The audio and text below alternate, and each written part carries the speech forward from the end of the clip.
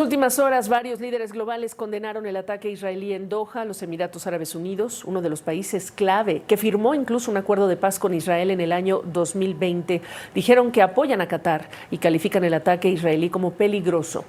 Pero se agregan Turquía, Arabia Saudita, entre otros países de la región que ya también condenaron el ataque. Este es un delicado capítulo en la guerra israelí contra Hamás, que tuvo lugar en suelo catarí. Un ataque que el primer ministro calificó como terrorismo de Estado. Un equipo de producción de CNN allá en Doha dijo que el centro del edificio impactado por el ataque de Israel parecía colapsado, mientras agentes de la policía evitaban que pobladores de la zona se acercaran al sitio o tomaran fotografías del lugar. En Israel, los familiares de los rehenes que permanecen aún cautivos en poder de Hamás expresaron su creciente preocupación por su futuro, aunque el coordinador israelí para asuntos de los rehenes defendió el ataque lanzado contra los líderes de Hamás y acusó a los reunidos en Qatar de obstaculizar la ruta hacia un acuerdo para la liberación de los rehenes.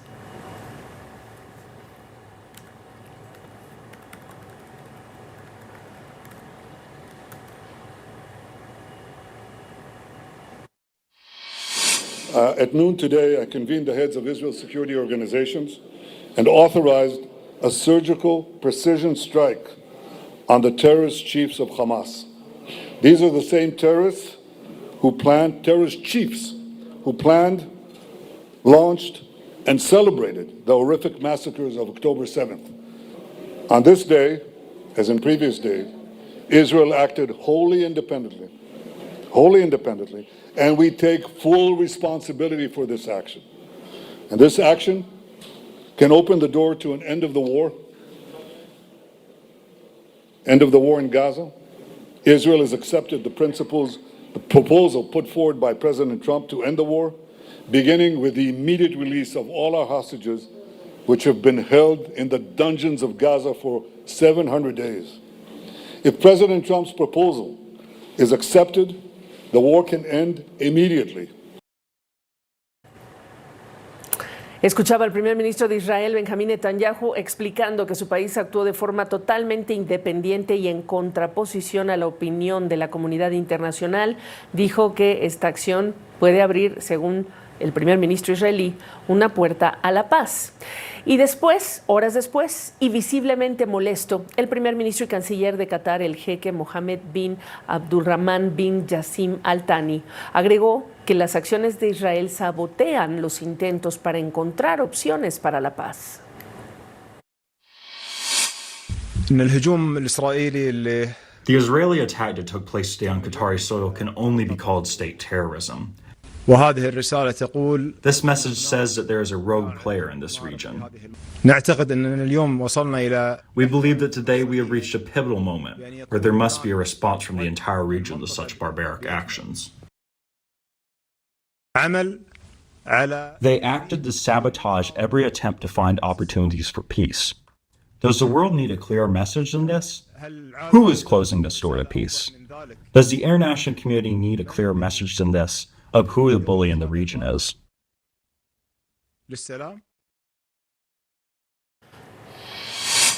Vamos a revisar estos hechos ya con el analista internacional Farid Kajat. Qué gusto saludarte, Farid.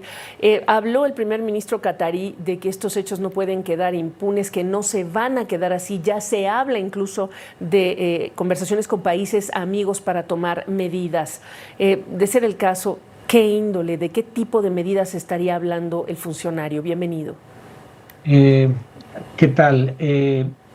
Bueno, por un lado se descarta cualquier medida de índole militar. Ningún país de la región está en condiciones de enfrentar militarmente a Israel, menos los países del Golfo, que dependen para su seguridad de Estados Unidos. En segundo lugar, medidas económicas solo las podrían tomar los países que tienen relaciones con Israel. Y esos no son muchos, por lo menos no en el Golfo. Solo son Emiratos Árabes Unidos y Bahrein. Pero podrían suspender países como estos cooperación en materia de seguridad con Israel, impedir el sobrevuelo de su espacio aéreo de naves israelíes. No estamos hablando de medidas de gran calado, honestamente, Pero el punto es que esto marca un precedente porque Israel hasta ahora había atacado países que o son hostiles a los intereses de Estados Unidos o no son particularmente importantes. Pero Qatar es un aliado importante, es un aliado, Major Non-NATO Ally, lo califican en inglés, o sea, un aliado importante fuera de la OTAN, que son los principales aliados de Estados Unidos, gran productor de gas, media no solo en el conflicto en Gaza, sino también ha mediado en el conflicto en Afganistán y entre Ucrania y Rusia, y presumiblemente ser aliado de Estados Unidos debería haberlo protegido de un ataque como este, y no parece ser el caso, obviamente. No, por supuesto. Además, recordar al tan aliado que la base aérea Al-Udeid, que es la mayor base militar de Estados Unidos en el Medio Oriente, está allí, desde donde se lanzó, por cierto, ese ataque coordinado con misiles contra Irán. El presidente Trump estuvo hace algunos meses allá en Qatar. Se anunciaron inversiones por 1,2 billones de dólares en inversiones catarís. ¿Tú te acuerdas de este avión de lujo de 400 millones de dólares que estaba dando Qatar al presidente Trump? ¿Cómo conectas entonces? Vamos a hablar primero entonces mejor del manejo de la comunicación, que fue confusa, por decirlo menos, en los primeros minutos cuando estaba ocurriendo, y después lo que se dijo y no se dijo por parte de Estados Unidos sobre cómo avisó a Qatar, a su aliado. Bueno, hay funcionarios israelíes que dicen que se le advirtió a Estados Unidos de antemano. Ahora Estados Unidos parece sugerir que eso no ocurrió, pero recordemos que hay un antecedente. Estados Unidos tenía programada una reunión con Irán para negociar el programa nuclear iraní el 15 de junio de este año, y sin embargo autorizó un ataque israelí el 13 de junio. Pero una cosa es actuar así, con ese doblez, contra un enemigo, que hacerlo con un aliado. Por eso creo que recién a posteriori Trump se da cuenta del error cometido y ahora sí garantiza que Israel jamás va a volver a atacar en territorio catarí. Debió haber impedido el primer ataque antes de tener que recular de esa manera. Y al mismo tiempo, parece haber un patrón en relación con la manera en la que se dan este tipo de ofensivas y la manera en la que trata de encajar el primer ministro israelí el camino a la paz. Cuando dice después de este ataque en Doha, diciendo Benjamín Netanyahu, que ahora sí vamos a hablar de la paz, pero si este ataque tenía como blanco incluso a quienes podrían estar negociando ese cese el fuego y después la paz, ¿de qué estamos hablando en cuanto a voluntad?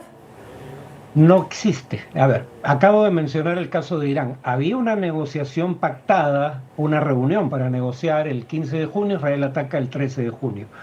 En abril de 2024, Israel mata a hijos y nietos del negociador de Hamas, que en ese entonces era Ismael Haniyeh.